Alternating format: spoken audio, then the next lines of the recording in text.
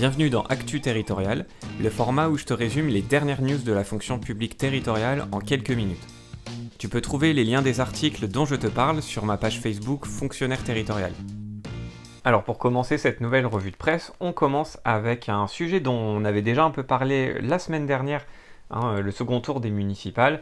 On pressentait déjà que ça allait être fin juin, le 21 ou le 28, donc là maintenant c'est officiel. Ça a été annoncé, le second tour ce sera bien le 28 juin, il n'y aura pas besoin de revoter le premier tour, comme c'était craint chez beaucoup d'acteurs politiques.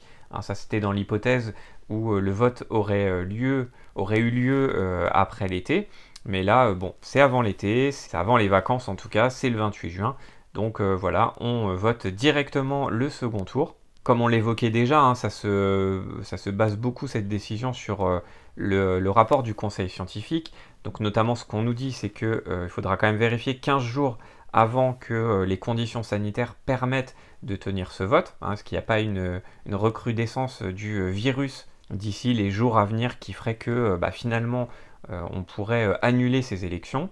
Il y a plusieurs mesures qui ont été annoncées dans ce cadre-là, le port du masque par exemple obligatoire pour tous les électeurs et des mesures de sécurité pour les assesseurs.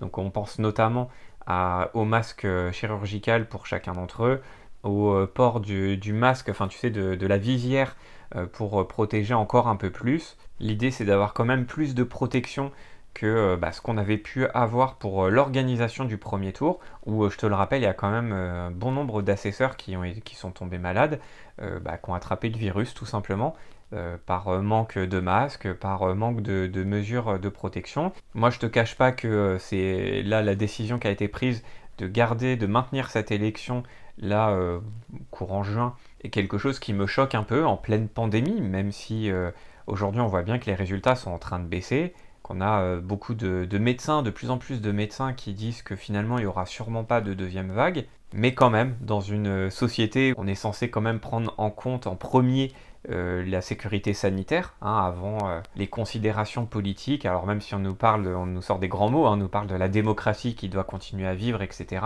Bon, oui, très bien, mais la situation urgente du mois, là, du mois de mai, du mois de juin, de notre période actuelle, il me semble que c'est quand même les conditions sanitaires, c'est la sécurité sanitaire de la population, et il me semble un peu précipité de faire ce second tour maintenant. Dans l'histoire des élections locales, on a déjà eu des reports bien plus importants, des reports d'1 an par exemple, pour des raisons quand même beaucoup moins graves que ce qu'on connaît aujourd'hui.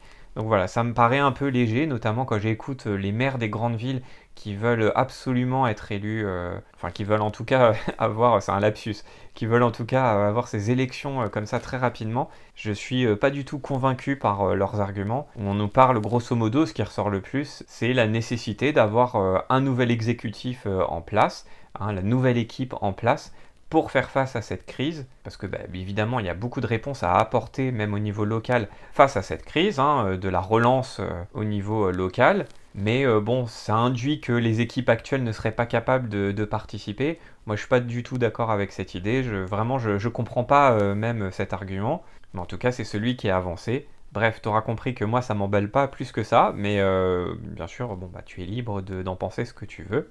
Et en plus de ça, moi une idée qui me plaisait bien, je t'en parlais la semaine dernière, le vote par correspondance, tu vois, dans l'éventualité où ok, c'était maintenu en juin, ce second tour, voilà.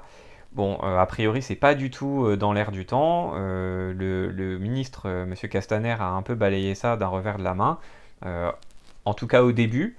Là aujourd'hui, je suis en train de tourner cette vidéo le mercredi, je viens de voir son allocution et finalement il ferme pas complètement la porte non plus.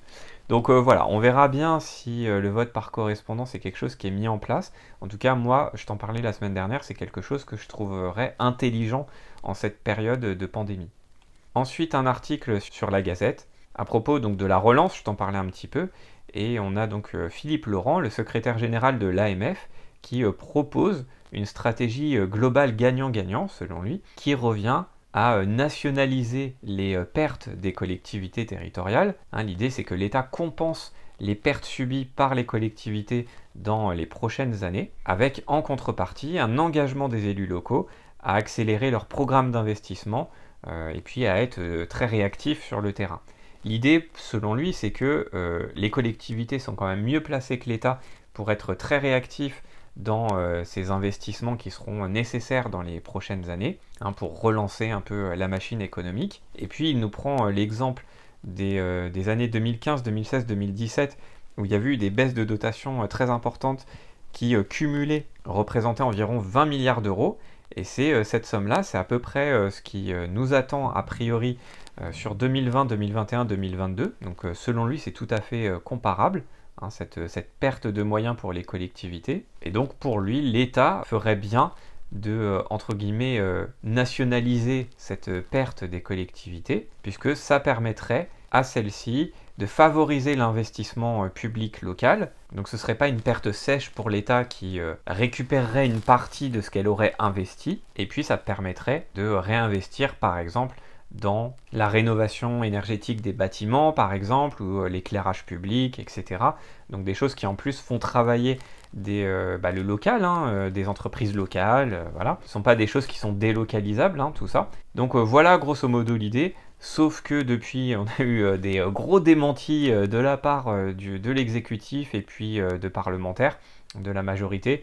Donc a priori, c'est pas du tout ça qui se trame. Mais cette tribune, je la trouvais quand même intéressante parce que y a eu quand même un débat là-dessus. Mais a priori, ce qui est tranché cette semaine, c'est que non, l'État ne va pas nationaliser ses pertes sèches pour les collectivités. Donc c'est plutôt vers une ligne austéritaire, entre guillemets, qu'on se dirige pour ces collectivités. Ensuite, un article sur la Gazette toujours à propos donc de la crise sanitaire qui serait un nouveau laboratoire de la Safe City. Alors Safe City, c'est un peu un nouveau concept, on va dire, après la Smart City, donc la ville intelligente. Tu sais, la ville intelligente, c'est la ville hyper connectée, on va dire. Je t'en ai déjà parlé plusieurs fois dans le cadre de mes vidéos actu territoriales. C'est aussi par ce biais qu'on a à la fois plus de confort, on va dire, dans nos villes, hein, plus de services, on va dire, liés au numérique, mais en même temps plus de flicage, pour le dire un peu vulgairement, plus de contrôle, hein, avec cette problématique de la big data, tu vois, d'être fiché un peu partout. Bon, là, avec la Safe City, on se dirige un peu vers la même chose, sous couvert de sécurité sanitaire. C'est la porte ouverte à encore plus de contrôle sur les populations, à moins de liberté. On a plusieurs entreprises privées, hein, qui assurent que certaines de leurs technologies peuvent être mises au service de la sécurité sanitaire, c'est ce qu'on nous dit ici, et que ces solutions permettent par exemple de détecter le port du masque dans l'espace public, de vérifier qu'il y a le bon respect de la distanciation physique entre les gens, bref, des choses comme ça, et même de prendre, j'avais vu ça en Asie, mais apparemment ça arrive en Europe, en France aussi, de prendre leur température, prendre la température des gens grâce à des caméras thermiques. Et on a même des villes, hein, en France qui ont commandé ce genre d'équipement, même des petites villes, hein, de 15 000 habitants par exemple, qui peuvent acquérir un certain nombre de caméras thermiques pour, donc 3 là en l'occurrence, dans l'exemple qui est donné, pour environ 6 000 €. Donc tu vois qu'on a quand même des communes qui investissent dans ce type d'équipement, mais ça pose quand même de vraies questions. Déjà en termes financiers, hein, parce que c'est quand même avec notre argent qu'on finance ce genre de choses, mais aussi en termes de liberté forcément, puisque même si on nous assure que tout ça est anonymisé et qu'on n'est pas fiché, etc., ça pose quand même des questions, et notamment l'association La Quadrature du Net plaide pour un meilleur cadre juridique à ce niveau-là, puisqu'ils nous disent qu'il y a une banalisation de ces nouvelles technologies. Hein, donc ça banalise également par la même occasion la vidéosurveillance automatisée, hein, dans l'espace public. Et donc finalement on nous habitue à la reconnaissance faciale. Alors on nous dit que c'est pas de la reconnaissance faciale, c'est de l'analyse faciale, c'est pas tout à fait la même chose, mais quand même ça pose des questions en termes de liberté. La liberté au sein de l'espace public, c'est quelque chose qui doit être mis sur le devant de la scène, qui doit être discuté. Donc attention à ces potentielles dérives. Hein, c'est souvent dans les périodes de crise qu'on nous fait avaler un peu n'importe quoi sans nous demander notre avis. Là, ça paraît aller de soi de commander ce genre d'équipement, d'aller vers ce qu'on appelle la Safe City, mais attention aux dérives potentielles qu'on pourrait subir, y compris après la crise. Alors ensuite, un article sur la Gazette à propos des dommages collatéraux du coronavirus sur les comptes locaux. On en a déjà un petit peu parlé, mais c'est quand même une question qui est au cœur de toutes les préoccupations de la territoriale, c'est de savoir, après ces 2 années de retour à une bonne santé financière, ce qu'on nous dit en introduction, comment vont être mangées, entre guillemets, hein, les collectivités territoriales dans les prochaines années qui vont arriver. C'est vrai que c'est un peu compliqué de se dire, après ces 2 années d'efforts pour les collectivités, avec, tu sais, notamment cette règle des 1,2%, je t'en ai beaucoup parlé l'année dernière, et un peu aussi là en début d'année, dans les actus territoriales, et bah derrière cette crise, bah elle annonce malheureusement encore des mois, voire des années un peu compliquées pour les finances locales. Donc il y a plusieurs points, on va pas les voir tous ensemble parce que ce serait trop long, et je t'invite vraiment à aller lire cet article par toi-même, voire même à t'en faire une petite fiche parce qu'il est vraiment très complet. Donc par exemple, on nous parle des pertes de recettes fiscales. Alors on a plusieurs chiffres hein, qui nous sont donnés, plusieurs prévisions par plusieurs personnes, plusieurs organismes.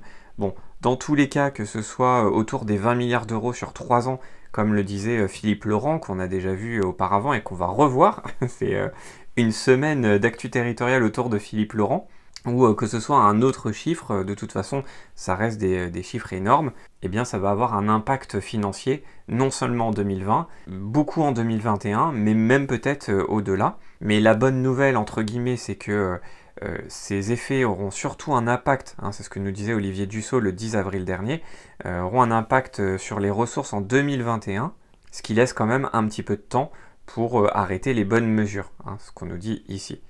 Donc ça laisse quand même un peu de temps pour se préparer. On nous parle aussi de la baisse des ressources tarifaires, qui représente quand même environ 9 milliards d'euros pour le bloc local, mais selon Christophe Bouillon, le président de l'APVF, il faut nuancer un petit peu le propos, parce que ce ne sont pas des pertes sèches. Hein, tout ce qui est vente de biens et de produits de services, bon, c'est pas une perte sèche liée au confinement, puisqu'il y a aussi des économies qui ont été faites. Et puis voilà, il y a tout un tas d'autres domaines qui impactent les finances. Bon, des nouvelles dépenses, hein, on nous parle des achats de masques, etc. et bien d'autres. Notamment un petit peu plus loin, il y a un truc qui est sympa dans l'article, c'est sur le petit focus sur les régions et les départements, avec, tu sais, cette fiscalité locale un peu particulière, avec notamment les régions qui touchent une partie de la TVA. Donc forcément, s'il y a une perte d'activité au niveau national, il y a une perte donc de PIB, donc une perte de TVA à l'échelle nationale, et donc aussi une perte de TVA, puisque la région en a une partie, une perte de rentrée d'argent pour les régions. Bref, vraiment un article à aller voir par toi-même et y passer quand même quelques minutes, je pense que ça peut être intéressant pour toi. Et enfin, on finit avec un article sur France TV Info à propos du second tour des municipales. Et on revient à notre cher Philippe Laurent, qui aura été très présent cette semaine dans Actu Territorial, donc l'association des maires de France, dit soutenir à 100% l'idée d'une double procuration. Donc en début d'interview, il nous rappelle que bon, pour ce second tour, on aura appris des erreurs du premier tour en termes d'organisation, donc que ça devrait être beaucoup plus sécurisé au niveau sanitaire. Mais surtout, un point principal qui est mis en avant, c'est une décision qui a été prise là, cette semaine par plusieurs sénateurs, de pouvoir porter à 2 le nombre de procurations par personne. Tu sais, tu peux tout à fait avoir quelqu'un de ta famille ou autre qui te donne une procuration pour pouvoir voter à sa place, donc ça va éviter à cette personne de se déplacer. Et bien là, l'idée, ce serait d'avoir par personne 2 procurations possibles. Donc par exemple, si tu as des parents un peu âgés et que pour éviter tout risque pour eux d'aller voter physiquement le jour J, eh bien tu pourrais, si toutefois c'était quelque chose qui était retenu par l'exécutif, voter donc entre guillemets à la place de tes parents, comme ça ils n'auraient pas à se déplacer. Tu voterais donc pour toi et pour tes 2 parents. Bon, c'est un exemple hein, que je te donne, c'est juste pour être un peu plus concret, mais il peut y avoir tout un tas de situations différentes.